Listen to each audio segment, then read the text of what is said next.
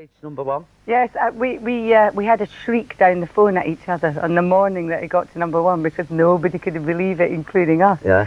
But, I mean, if you look back at that record, it was great. It's just an ABBA record sung by somebody else, really, wasn't it? Yeah, that's right, yeah. Fantastic record and great fun for us because I got to know her really well at that time and we've remained friends because obviously there's a lot of kind of crossovers in our lives and things. She's great. I sat next to her at the Olivia Awards. Yeah. And I was a bit intimidated. I thought it was Elaine Page, you know.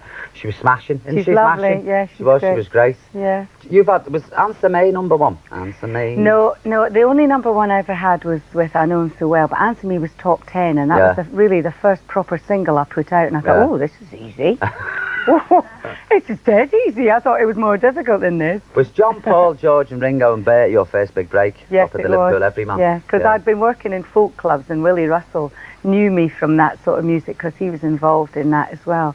And he wanted me to sing the music. And I said, I can't sing Beatles songs. I can't do that. And I did. Yeah, I went to see you.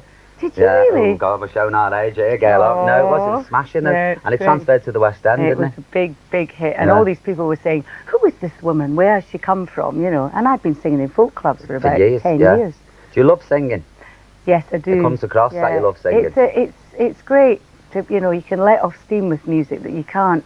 Well, I suppose you can to some extent acting, but it's a different kind of energy, really. I love it. Yeah. Are you are you touring anything, or are you gonna? Yes. Well, I had an album out at the end of last year called Dark End of the Street, and because I was doing, it's funny, isn't it, the title? I was doing Band of Gold. I know. I was doing Band of Gold at the time, and because I was doing that, I couldn't go on tour, so I'm going to do about 3 weeks of dates in June to publicise that record and do it like a sort of semi-acoustic thing. I've given up with a big band. I want to do more folk music and theatre songs. Your roots, and folk music? Yeah, and I want to do it more like a sort of semi-acoustic setup. So it's really, this all came from me doing the Café Royal when I did the Green Room. It was did you do that? Very, very small setup. It was like a posh folk club. Does that frighten you, a smaller place, or do you prefer a bigger venue?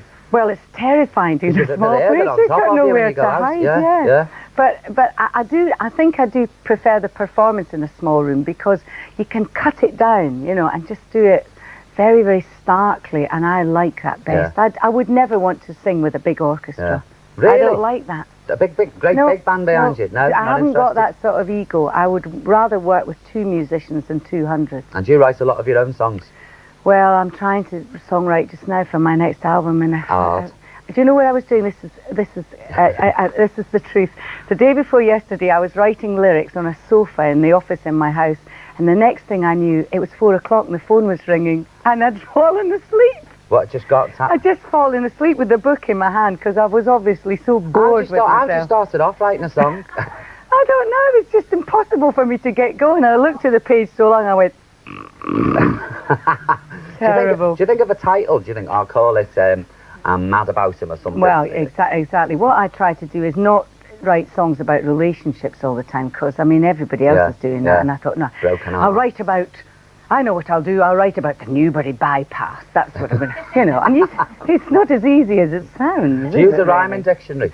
No, I have done that, but I mean, what I do is I write something, I think, oh, this is good, yes, and I'll finish it, and then the next day I look at it and say, that's terrible. For God's sake, and put it in the bin. Yeah.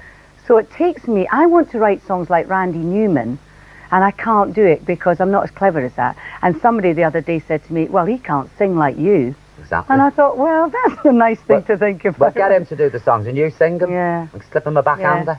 Yeah. You don't know him, do you, Lou? I can find out for you, Barbara. Leave it with me. I've got connections, you see, in the business. I get onto Emperor Roscoe. He's an old friend of mine. Yeah. Remember him? Yeah, he's great, yeah. Listen, we'll be back later on, me and Barbara, talking about other things.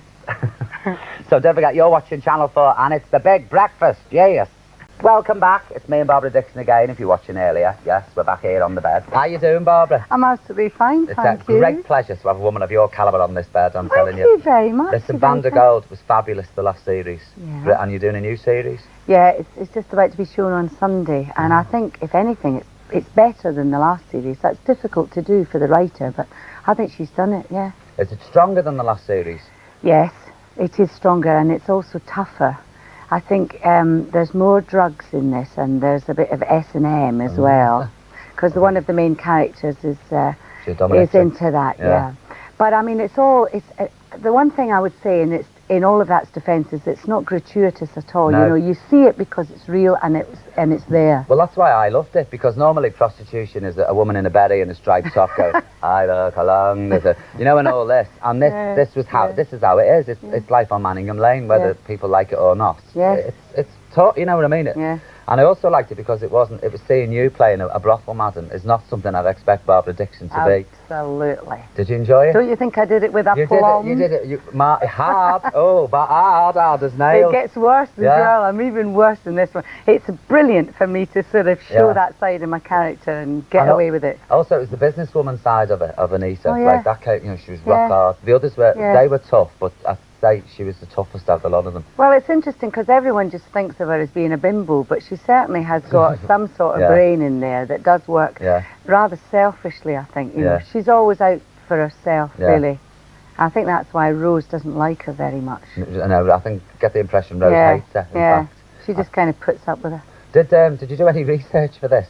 Yeah, we went to Bradford, and 3 prostitutes who worked there were very kind and met us and just were very frank and were able to talk to us about their lives, because I think even for myself, although I wasn't playing a prostitute, I was supposed to live on the lane, so all aspects of that life would have been important, you know, to what I understood.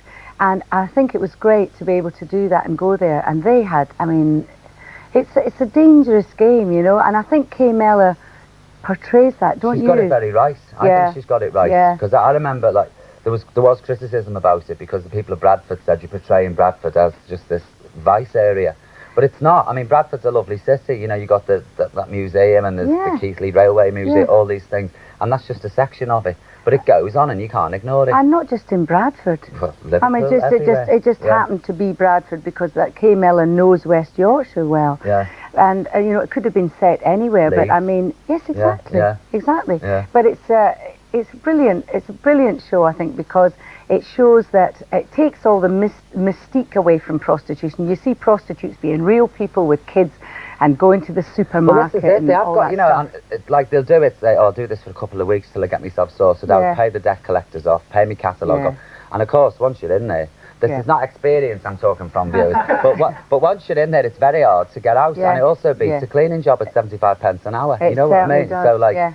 So what do you do? Yeah, exactly. I mean, if you didn't have much going for you, or you really were in a hole financially, you would say, well, I'll just do it for 6 months and no one will know. Yeah. But people do get very much stuck in that kind of life.